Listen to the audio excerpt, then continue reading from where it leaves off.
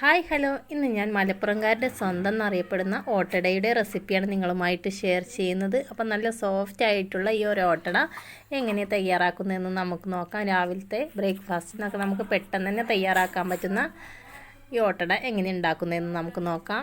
ഈ ഒരു ഓട്ടട ഉണ്ടാക്കാനായിട്ട് തലേന്ന് വെള്ളത്തിൽ കുതിരാൻ വെച്ച അരിയാണിത്. ഇനി നമുക്കൊന്ന് അരച്ചെടുക്കാനായിട്ട് ഞാനൊരു മിക്സി ജാറിൽ എടുത്തിട്ടുണ്ട്. ഇനി ഇതിലേക്ക് ഒരു കയ്യിൽ ചോറ് ചേർത്ത് കൊടുക്കാം. നേരത്തെ വെള്ളത്തിൽ കുതിരാൻ വെച്ച അരിയും കൂടി ഇതിലേക്ക് നന്നായി കഴുകി വൃത്തിയാക്കി ഇതിലേക്ക് ഇട്ട് കൊടുക്കാം. അരച്ചെടുക്കുമ്പോൾ ഒരു പാകത്തിനുള്ള വെള്ളം ചേർത്ത് അരച്ചാൽ മതിയാകും. അധികം ലൂസായി പോവാൻ പാടില്ല. ഇനി ഇതിലേക്ക് ചെറിയ ഒരു മുറി തേങ്ങ ചിരകിയതാണിത്. ഇത് ചെറുതായി ചിരകിയെടുത്തിട്ടുണ്ട്. ഇനി ഇത് കൂടി ഇതിലേക്ക് ഇട്ട് കൊടുക്കാം. ഇത് നേരത്തെ നമുക്ക് മിക്സിയിൽ അരച്ചെടുക്കാവുന്നതുമാണ്. അങ്ങനെ വേണമെങ്കിൽ അങ്ങനെയും ചെയ്യാവുന്നതാണ്. ഇനി ഈ മാവിലേക്ക് തേങ്ങ ഇട്ട് കൊടുത്തിട്ടുണ്ട്.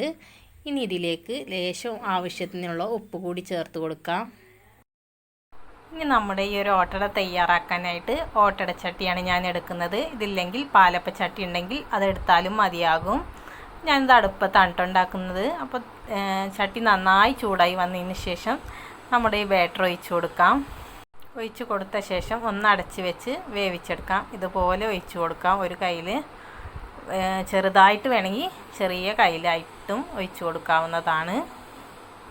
അപ്പോൾ ഇതിലേക്ക് തന്നെ ചെറിയ ജീരകമൊക്കെ വേണമെങ്കിൽ ചേർത്ത് കൊടുക്കാവുന്നതാണ്.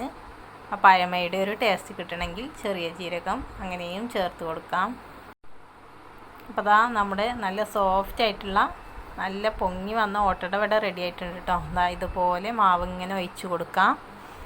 അത് ഒഴിക്കുമ്പോൾ ശ്രദ്ധിക്കേണ്ട കാര്യം ചട്ടി നന്നായി ചൂടായിരിക്കണം. എന്നിട്ട് ലോ ഫ്ലെയിമിൽ ഗ്യാസുമ്മയാണെങ്കിൽ ലോ ഫ്ലെയിമിൽ ഇട്ടിട്ട് തന്നെ ഒന്ന് അടച്ച് വെച്ച് വേവിച്ചെടുക്കുക. അപ്പോൾ എല്ലാവരും ഇതുപോലെ ഒന്ന് ട്രൈ ചെയ്ത് നോക്കുക. എൻ്റെ വീഡിയോ നിങ്ങൾക്ക് ഇഷ്ടമായെങ്കിൽ ലൈക്ക് ചെയ്യുക, ഷെയർ ചെയ്യുക, സബ്സ്ക്രൈബ് ചെയ്യുക, സപ്പോർട്ട് ചെയ്യുക. താങ്ക്